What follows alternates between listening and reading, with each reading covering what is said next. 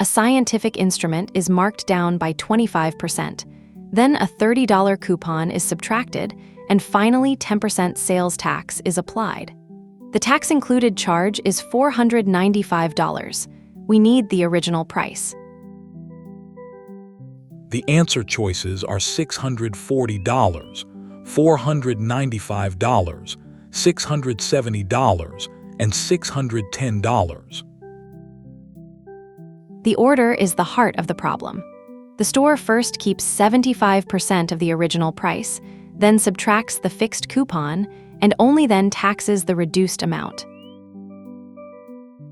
Let P be the original price. A 25% markdown means the price after the markdown is 75% of P. The coupon is a fixed subtraction, so the amount waiting to be taxed is 0.75 P minus 30. A 10% tax multiplies that entire reduced amount by 1.10. The final charge is $495, so this is the complete equation. I am tempted to remove 10% directly from the original marked price, but that would attach the tax to the wrong base. Exactly. The workbook warning says tax is applied after the coupon. Its base is the amount after both the markdown and the coupon, so we must not remove tax from P. Because the final amount is known, the cleanest method is to undo the operations in reverse order. Remove tax, restore the coupon, and then undo the markdown. The last operation was multiplication by 1.10. Its inverse is division by 1.10, so divide the final charge by the tax multiplier. Why divide instead of subtracting 10% of 495? Because 495 is already 110% of the pre-tax amount, not 100%. So $450 was the amount after the coupon and before tax. Now undo the fixed $30 coupon by adding 30 back.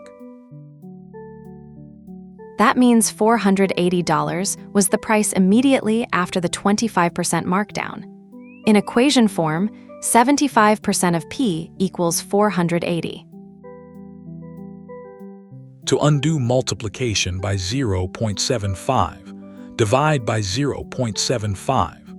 480 divided by 3/4 is the same as multiplying by 4/3. 480 divided by 3 is 160, and 160 times 4 is 640. So P equals 640. The original price is $640, matching choice A. Let us verify every forward step. Start with $640 and apply the 25% markdown by multiplying by 0.75.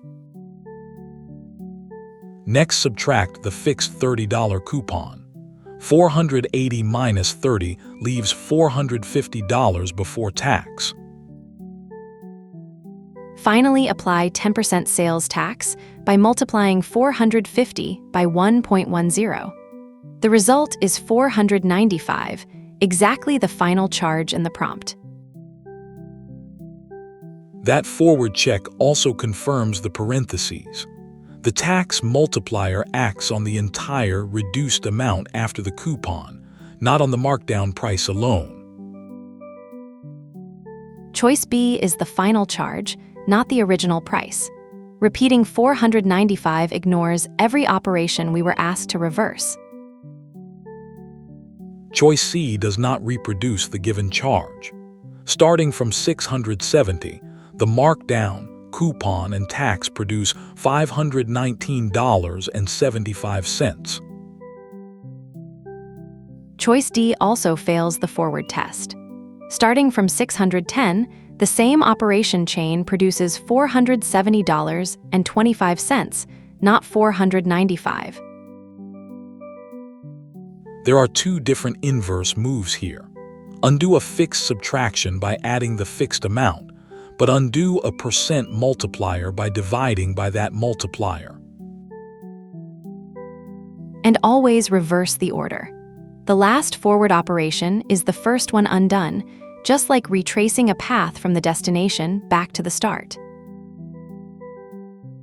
Our one-line equation and our reverse operation method agree. Removing tax gives 450, restoring the coupon gives 480, and undoing the markdown gives 640. The instrument's original price was $640. Choice A is the only value that survives the complete forward check.